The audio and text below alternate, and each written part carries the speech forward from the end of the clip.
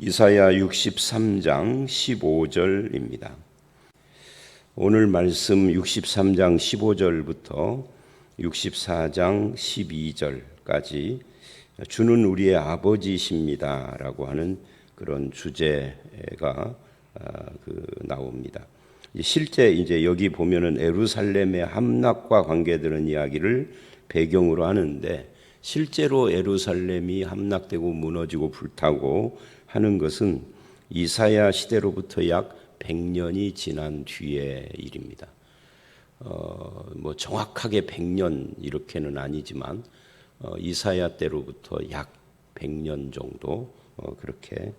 그러니까 지금 이 모든 이사야서의 이 40장 이후의 말씀들은 미래를 내다보고 하는 말씀이에요. 포로에서 돌아오는 것은 약 170년쯤 지난 뒤고요. 그러니까 100년에서 170년쯤 지난 뒤에 일어날 일을 미리 당겨서 지금 현재 일어난 것처럼 그때 그 시절의 포로된 사람들의 마음을 대변을 하고, 또 그들이 이런 말, 이런 생각, 이런 행동을 할 것이다를 예상하고 그리고 말을 하는 거예요. 15절서부터 19절 이 63장 이야기는 불평, 호소 이런 것을 담고 있죠. 이것을 매일 성경에서는 뻔뻔하고 괘씸한 기도 이렇게 표현을 해요. 뻔뻔하고 괘씸한 기도다. 그런데 그것을 들어주시는 하나님이라는 거죠.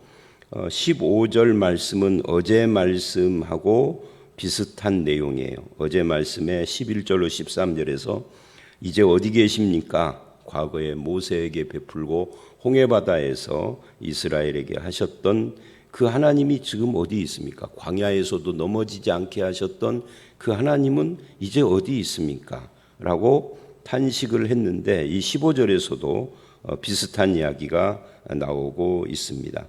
주여 하늘에서 굽어 살피시며 주의 거룩하고 영화로운 초소에서 보시옵소서. 주의 열성과 능하신 행동이 이제 어디 있습니까? 그래요. 어디 있느냐 하는 것은 하나님의 역사가 안 보인다라고 하는 불평 같은 거죠. 그런 주님의 열성과 능하신 행동이 어디 있느냐? 왜 그러느냐면 15절 하반절에 보니까 주님이 베푸시던 자비와 사랑이 그쳤다고 생각하기 때문에 이 자비와 사랑을 못 느끼는 거죠. 왜요? 자기들의 삶의 형편 때문에. 그러니까 이거는 이스라엘이나 우리나 똑같아요. 우리가 아무 문제 없을 때는 하나님의 능력, 하나님의 자비 이런 것에 대해서 쉽게 이야기를 하지만, 내 삶이 어려워지면은 하나님이 나에게 자비하고 사랑하시는 것을 못 느끼고, 이걸 못 느끼면은 주님의 열심과 주님의 능력과 역사도 없다 이렇게 생각을 하는 것이 우리들이에요. 그러니까 우리는 항상 진리를 중심으로 내 삶을 보는 것이 아니라 내 삶과 형편, 환경, 그리고 내가 느끼는 감정, 이걸 중심으로 진리를 재단하려고 그러죠. 그것이 우리의 잘못된 태도인 건데, 이스라엘도 똑같아요. 이스라엘이나 우리나 인간은 같으니까 몇천 년 전 사람들이지만 우리 시대로부터 이사야 시대가 2700년 전 사람이에요. 그러니까 2700년 전이면 우리나라 단군 시대란 말이죠. 늘 드리는 말씀처럼. 그러나 인간은 똑같은 거예요. 단군 시대는 거의 원시 시대 비슷하고 지금 뭐 최첨단 시대고 그러잖아요. 얼마 전에는 그 서양 사람들 돈 많은 사람 모집해서 우주선 타고 어디 날아갔다 오기도 하고, 그 엄청난 차이인데 인간 본질이 안 바뀐 거예요. 이 성경은 항상 인간의 본질 이야기를 하는 것이니까요. 그래서 자비와 사랑이 그쳤다. 그러니 하나님의 능하신 행동과 열성도 안 보인다. 어디 있습니까? 라고 불평하는 겁니다. 그리고 16절 주는 우리 아버지시라 그래요.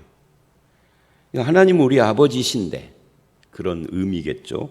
아브라함은 우리를 모르고 이스라엘은 우리를 인정하지 아니할지라도, 이 말은 이제 우리가 아브라함의 자손인데 이스라엘이 혈통적으로, 근데 그 아브라함이 나를 모르죠. 아브라함과 나는 시대적 갭이 엄청나잖아요. 아브라함이 나를 어떻게 알겠어요? 내가 아브라함을 알 수는 있어도 이스라엘은 우리를 인정하지 아니할지라도 이게 무슨 말이냐면 아브라함이든 이스라엘이 등장하는 것은 저들이 이제 포로로 잡혀가서 멸망했으니까 이제 이스라엘이 아브라함의 혈통 후손 이것도 의미 없이 됐고 이스라엘이라는 국가도 이게 멸망해 버렸으니까 우리하고 끈이 떨어져 버리고 그러니까 그렇게 됐을지라도 하나님은 여전히 우리 아버지 아닙니까? 그런 이야기예요. 주는 우리 아버지다를 두 번이나 말을 하죠. 여호와여 주는 우리 아버지시라 옛날부터 주의 이름을 우리 구속자라 하셨거늘 그랬습니다가 아니라 그래 이제 그랬는데 그런데 이게 뭡니까? 그런 의미가 되겠죠. 이제 우리의 이 아까 메일 성경이 뻔뻔하고 괘씸한 기도라고 했고 그것을 들으시는 하나님이다라고 표현을 했습니다마는 그 우리의 기도를 들으시는 근거가 어디에 있어요? 주님이 우리의 아버지시기 때문이죠. 이들이 아무리 이걸 불평스럽게 한다 할지라도 그 불평의 기도라도 들어주시는 것은 아버지시기 때문에 그래요. 길 가는 아저씨가 내가 불평하는 이야기를 들을 리가 없어요. 그러니까요. 이것이 하나님과 우리 관계뿐만 아니라 인간관계도 마찬가지죠. 내가 짜증을 내고 내가 불평을 하고 투덜거리고 하는데 길 가는 아저씨, 길 가는 아줌마가 그걸 들을 이유가 없어요. 길 가는 사람 붙잡고 그러면 뺨 맞죠. 그런데 그거를 그래도 들은 것은 아버지시기 때문이다. 하나님도 같다. 그런 이야기를 지금 하고 있는 거죠. 아브라함은 몰라도 하나님은 내 아버지 아닙니까? 이스라엘 오고 나오고는 어떤 이스라엘이 멸망함으로써 우리가 그 국가의 국민이라는 것이 이제 아무 의미가 없어졌어도 그래도 하나님은 우리 아버지 아닙니까? 옛날부터 우리의 구속자다. 주의 이름이 구속자. 얼마 전에도 이 이야기를 했었죠. 구속자, 값주고 되샀다는 기업 무르는 자라는 말이죠. 이 그런 분을 근거로 우리가 지금 불평도 하고 기도도 하고 그러는 거예요. 근데 그랬거늘 어찌하여 그러죠. 17절에. 그런데 자기들 생각하고 하나님이 다르다라고 그렇게 느끼는 거예요. 주의 길에서 떠나게 하시며 사실은 우리로 주의 길에서 떠나게 하신 것이 하나님이 아니라 자기들이 떠났죠. 열왕기나 이런 데를 보면 또는 이사야 전반부에서 우리가 쭉 봤던 것처럼 자기들이 범죄하고 떠났는데 이제 와서는 떠나게 하셨다 이렇게 지금 이야기를 하는 거예요. 우리의 마음을 완고하게 하사 주를 경외하지 않게 이게 불평하는 거예요. 사실은 완고한 마음도 지가 가진 거고 주를 경외하지 않은 것이지 않게 하신 것이 아닌 거죠. 그런데 모든 것을 자기가 저질러 놓고 세월이 흐른 뒤에는 왜 주님께서 그랬느냐라고 불평하고 있는데 이 모습을 이렇게 쭉 읽어보면 우리들하고 똑같아. 우리들도 가끔 보면은 목사로서 이제 성도들 사정을 많이 알기도 하고 또 대화도 하고 상담도 하고 그러는데 그런 태도를 가진 경우들이 많이 있어요. 왜 하나님께서 이렇게 근데 잘 들어보면 하나님이 하셨다라기보다는 자기가 그 길에 빠진 거죠. 이 바로하고도 비슷합니다. 완고함 이야기할 때는 바로가 연상이 되잖아요. 바로의 태도를 출애굽기에서도 완악했다, 완고했다 그래요. 그리고 가끔 하나님이 완악하게 했다 이런 말도 나와요. 근데 바로가 아무 짓도 안 했는데 하나님께서 완고하게 한 건 아니에요. 그러니까 바로하고 우리의 태도가 또는 이스라엘의 태도가 비슷한 면이 있죠. 근데 이제 여기 이 말씀의 장점이 뭐냐면 이게 전부 다 지금 기도라는 거죠. 불평을 해도 하나님 앞에 하는 것은 하나님께서 기뻐하셔요. 그죠? 원망을 해도 하나님 앞에 원망과 불평을 사람에게 하는 것과 하나님께 하는 것은 다릅니다. 하나님께 하면은 그 문제의 해결이 있지만 사람에게 하는 것은 해결이 없어. 왜? 그 사람이 하나님과 다르고 그 사람이 우리의 구속자도 아닐 뿐만 아니라 가장 중요한 결정적인 것은 그가 그 문제를 해결할 능력이 없는 피조물 인간일 뿐이라는 거죠. 그가 누가 됐던. 근데 하나님께 지금 이런 것을 불평도 하나님 앞에 하는 겁니다. 즉 기도한다 그 말이에요.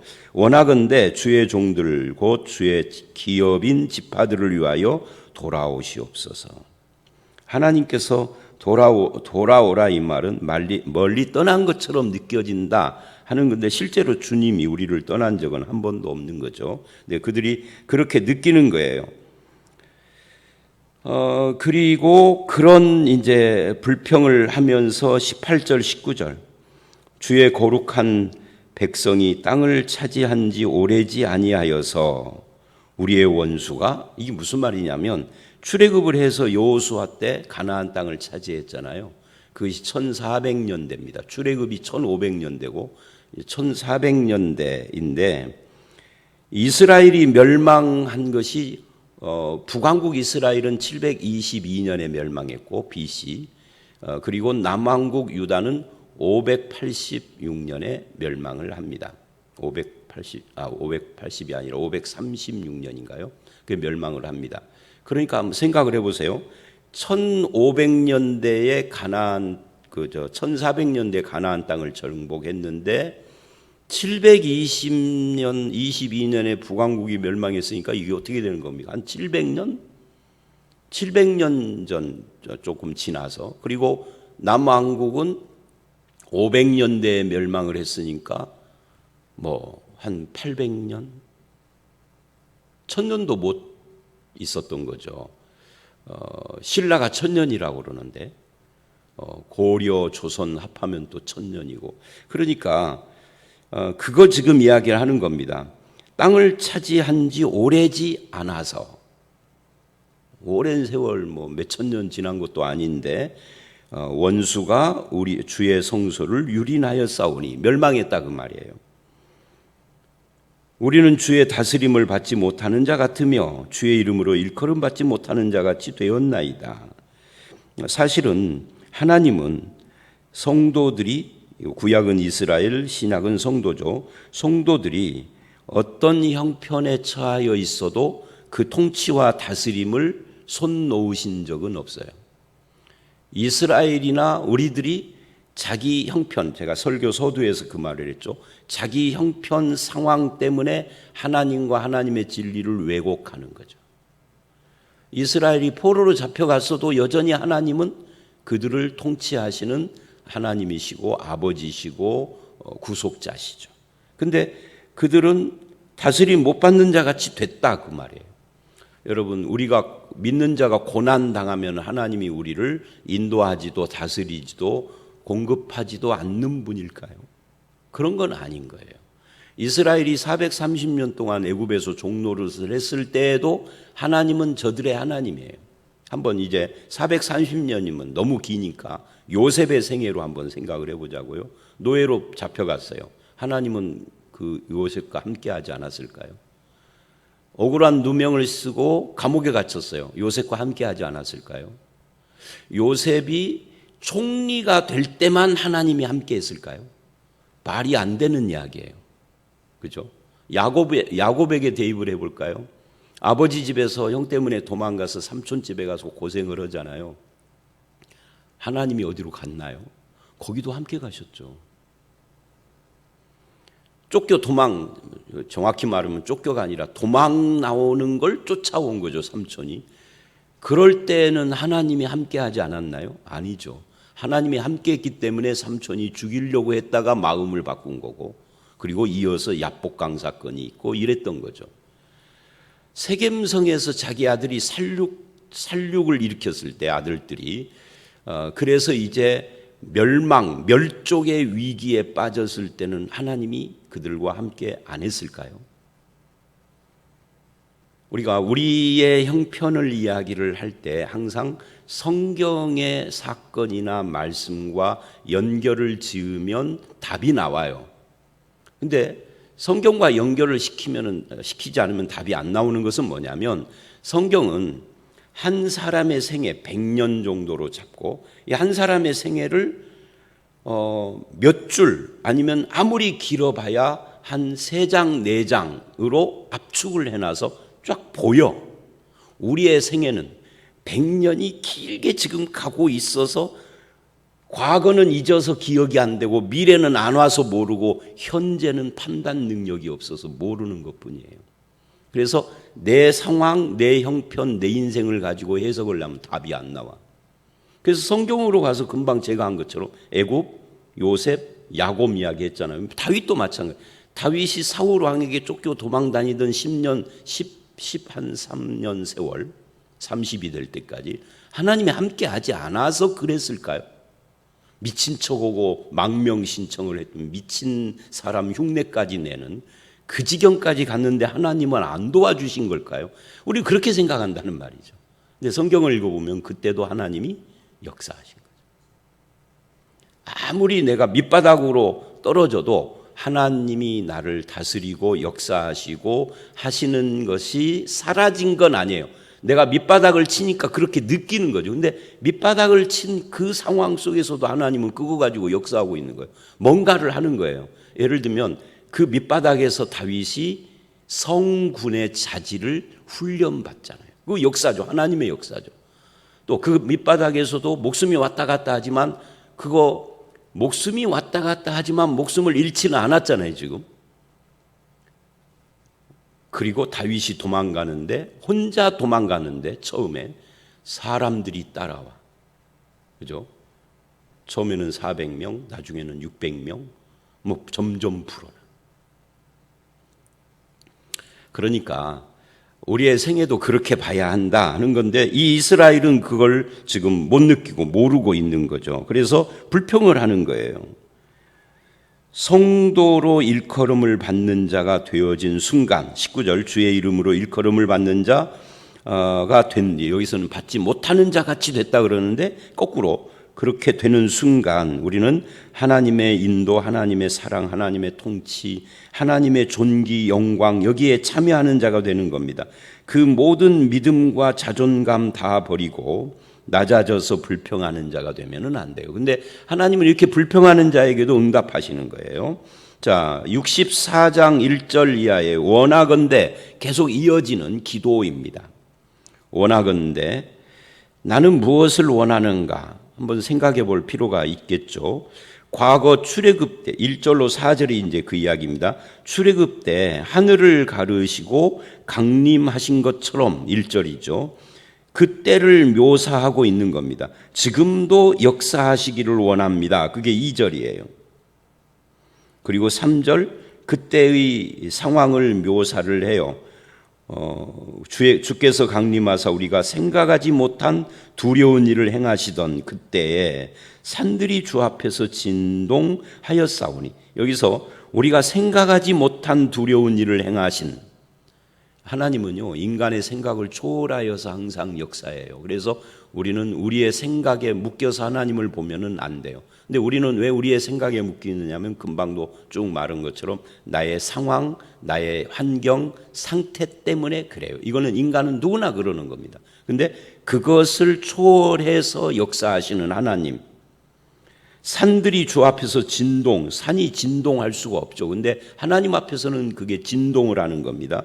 그런 하나님의 능력이에요. 그때의 상황입니다. 4절 이 모든 일을 자기를 앙망하는 자를 위하여 행하신 그런 신은 세상에 없는데 하나님은 그 전무후무한 일들을 행하시는 우리의 하나님이다. 유일하신 하나님이다. 라고 고백을 하는 겁니다. 그러니까 64장으로 와서는 이 기도가 좀 정신을 차리고 있죠. 지금도 동일하게 역사하시는 하나님이시기를 원하는 거죠. 그게 1절에 원하건대라는 기도의 내용이라고 할 수 있습니다.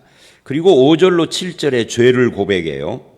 주께서 기쁘게 공의를 행하는 자와 주의 길에서 주를 기억하는 자를 선대하시거늘.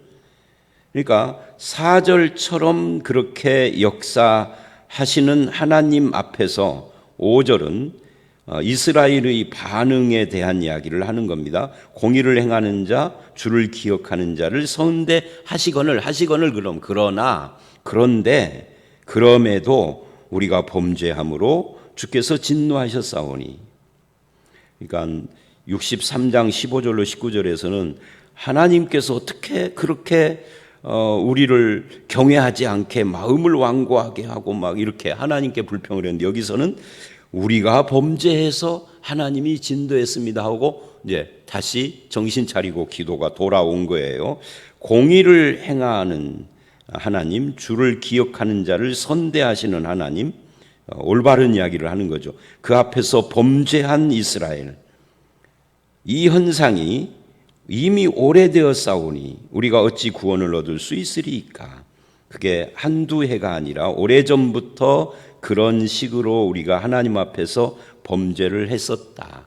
어떻게 구원을 얻을 수 있겠는가? 이제는 이제 절망한 거예요. 자기 상황 때문에. 하나님이 옳고 우리는 잘못했습니다 하고 똑바로 왔는데, 그래서 이제는 구원이 불가능하구나. 근데 이것도 잘못된 거예요. 여러분, 하나님에게는요 불가능한 것이 없습니다. 특히 구원 문제에 있어서 우리가 이러기 때문에 우리는 구원을 얻을 수 없습니다. 우리의 범죄가 너무 깊어서 그런 건 없습니다. 늘 말씀드리잖아요. 가장 흉악한 죄를 지었어도 구원에 불가능하지는 않습니다. 이 가만히 보면은요, 선한 사람이 구원받기가 더 어려워요. 너무 선해가지고 구원의 필요성을 못 느끼거든요. 내가 무슨 죄가 있다고 이런단 말이에요.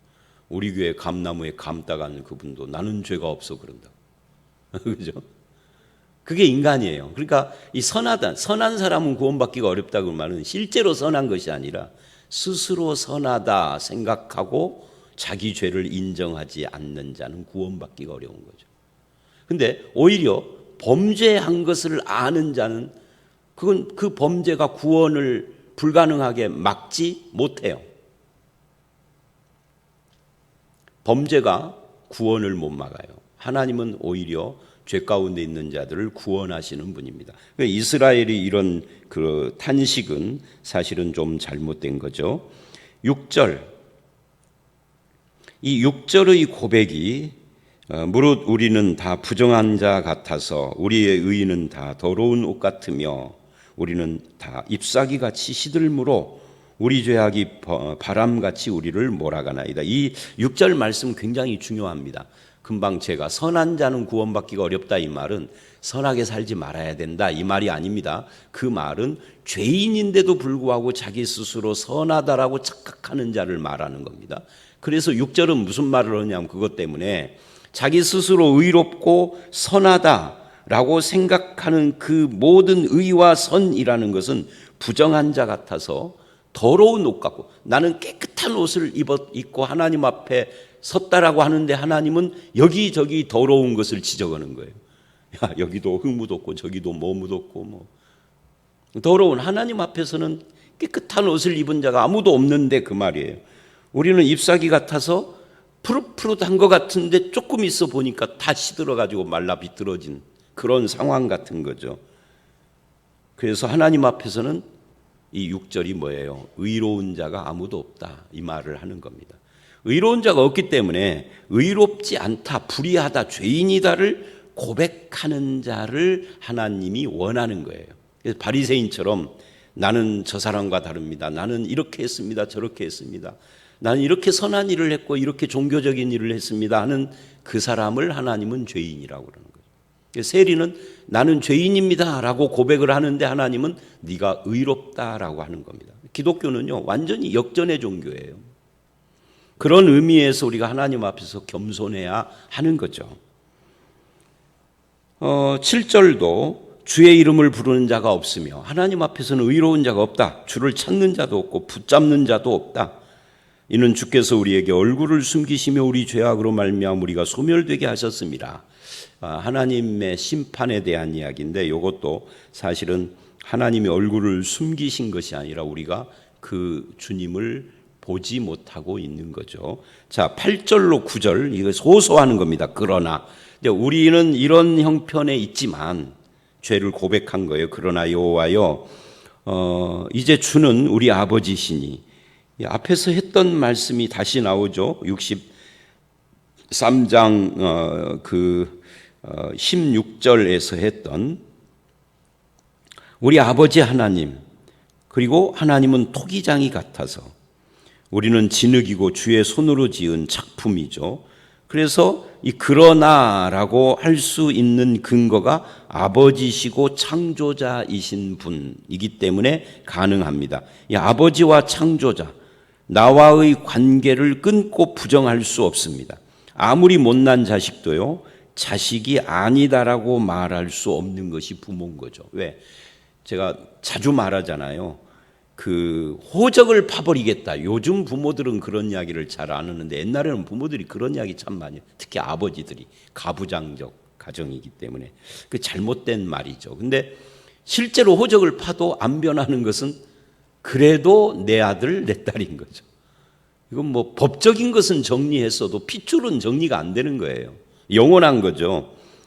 그래서 주는 우리 아버지십니다. 주는 토기장이 같이 우리를 지으심, 그러니 너무 분노하지 마소서 그래요. 죄악을 영원히 기억 마시기를 구할 수 있는 이유가 아버지니까, 내 창조자니까. 우리는 다 주의 백성입니다. 이게 9절 이야기죠. 우리도 아버지의 자녀로, 창조자의 피조물로, 즉 내 존재의 근거 되신 하나님 앞에 그 자녀와 백성된 자리에 늘 서서 살아가야 합니다. 하나님 앞에서는 이것밖에 없어요. 내가 하나님의 자녀다, 하나님의 피조물이다. 10절로 12절은 그래서 탄원을 하는 겁니다. 10절, 11절은 예루살렘이 황폐화되고 성전이 불타고 그 원인이 자신에게 있는데, 12절 하나님께 요구합니다. 여호와여, 일이 이러하거늘 주께서 아직도 가만히 계시려 하나이까? 왜 아직도 가만히 잠잠히 있어서 우리를 괴롭게 합니까?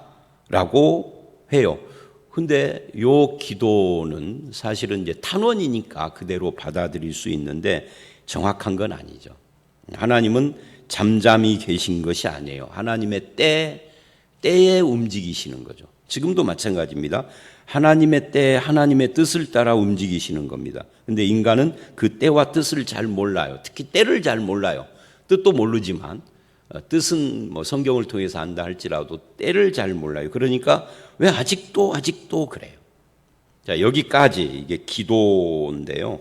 오늘 기도는 어떤 때는 정신 차린 기도를 하고 어떤 때는 정신없는 기도를 하고 뻔뻔한 기도를 하기도 하고 왔다 갔다 하는데, 중요한 것은 오늘의 핵심 딱 한 가지, 중요한 것은 그래도 하나님은 우리 아버지시고 그래도 하나님은 우리의 토기장이시다, 창조자시다.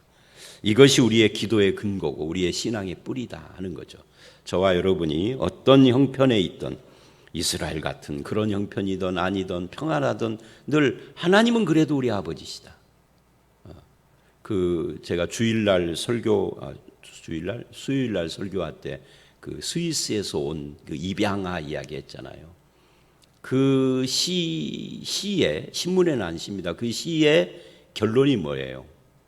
그 시의 결론이 무엇이냐면, 내 부모는 나를 버렸으나 아버지 하나님은, 이거거든요. 그게 전문이 나왔었는지 내가 지금 기억을 못하는데, 그러니까 이사야서를 반영한 이야기예요. 그래도 하나님은 내 아버지시다. 내 육신의 아버지가 아니라 영적 아버지 하나님은 영원히 나의 아버지시고 나의 창조자시다. 이것을 우리가 붙잡는 것이 신자의 삶의 자세고 신앙의 근거요 뿌리다 하는 거죠. 이거를 늘 붙잡고 하나님과 함께 기도하고 말씀 보며 주와 함께 동행하는 저와 여러분들이 되시기를 주의 이름으로 축원합니다. 함께 기도하겠습니다. 하나님 아버지, 그렇습니다.